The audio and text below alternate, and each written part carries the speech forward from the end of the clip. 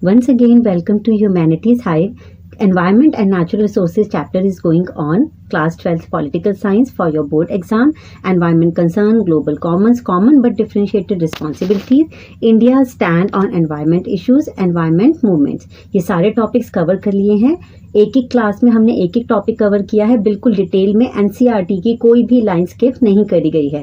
And आज हम करेंगे रिसोर्स जियोपॉलिटिक्स. चाहे टॉपिक बहुत इंपॉर्टेंट है या नहीं है, लेकिन एनसीईआरटी के हम एक एक लाइन इस चैप्टर में कवर करेंगे. ओके, चलो. रिसोर्स जियोपॉलिटिक्स क्या है?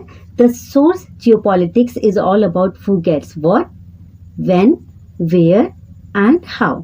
Fact that geographical features of a country have on its politics and its relations with other countries. very very important line. किसी country का geographical feature ही ये determine करता है, ये decide करता है कि उसे उसके आसपास के other countries के साथ उसके relations कैसे रहेंगे, उसके political relation कैसे रहेंगे, trade relation कैसे रहेंगे.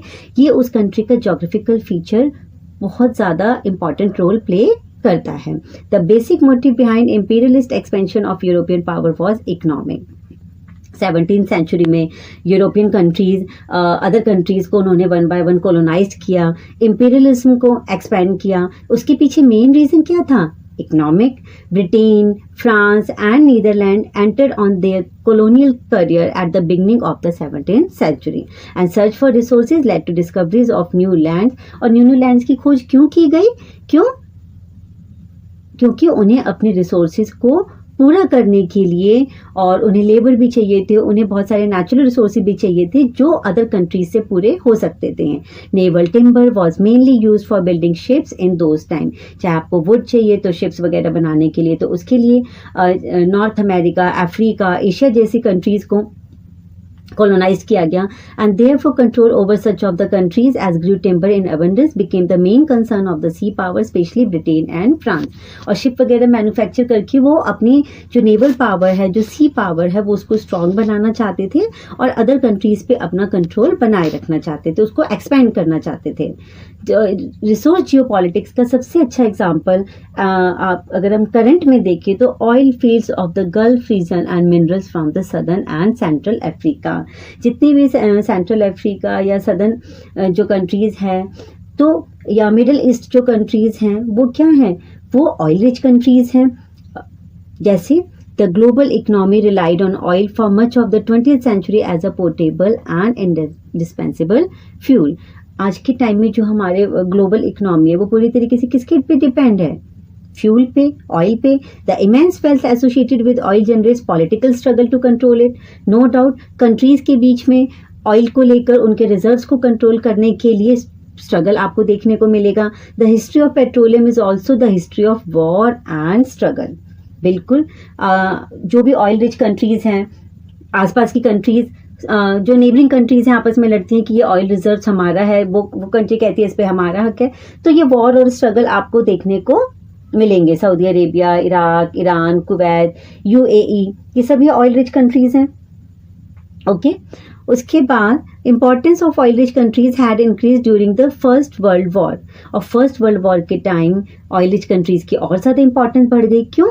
क्योंकि वॉर के टाइम कंट्रीज को, आर्मी को, मिलिट्री को ऑयल की जो रिक्वायरमेंट थी वो बहुत ज़्यादा बढ़ गई, और जिससे उन कंट्रीज की जो पॉलिटिक्स में जो रोल था उन कंट्रीज का, वो और ज़्यादा इंक्रीज हुआ. And Saudi Arabia has the largest reserve of oil in the world and Iran is one of the biggest oil producing region in the Middle east.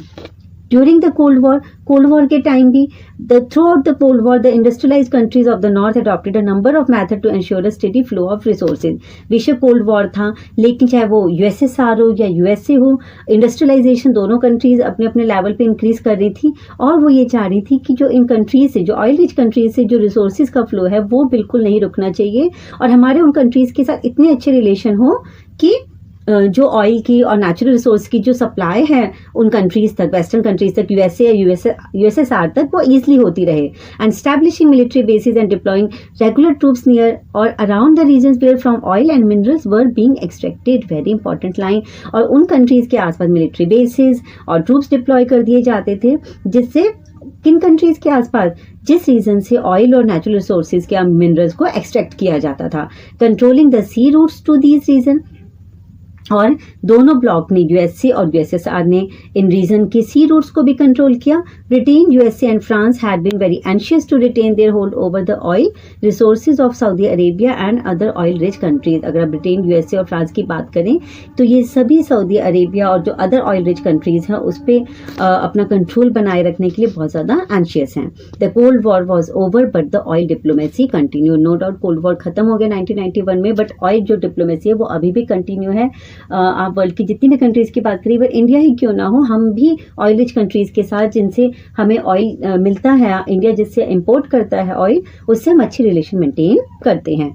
The European countries, the USA, Japan and now India and China are using oil in large quantities both as a fuel and for lubricating their factories and mills.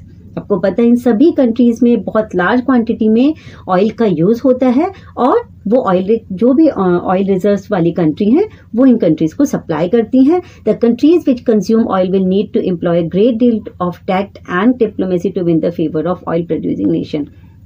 No doubt हम सभी country जिनको oil जो इन countries से import करती हैं वो इन countries से हमेशा अच्छे रिलेशन मेंटेन करना चाहती हैं.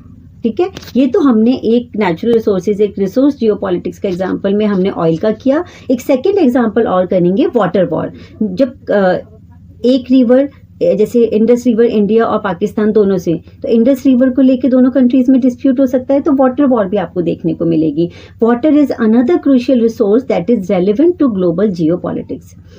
The countries that share the river water disagree with each other on many issues. अगर रिवर वाटर को लेकर कई बार दोनों कंट्रीज के बीच में इशू हो जाता है. एनवायरमेंटल मैटर्स को लेकर diverting the river into canals, building a dam across the river, तो इन सारे मुद्दों को लेकर कंट्रीज के बीच में डिस्प्यूट होते हैं और उसी को वाटर वॉर की कैटेगरी में रखा जाता है.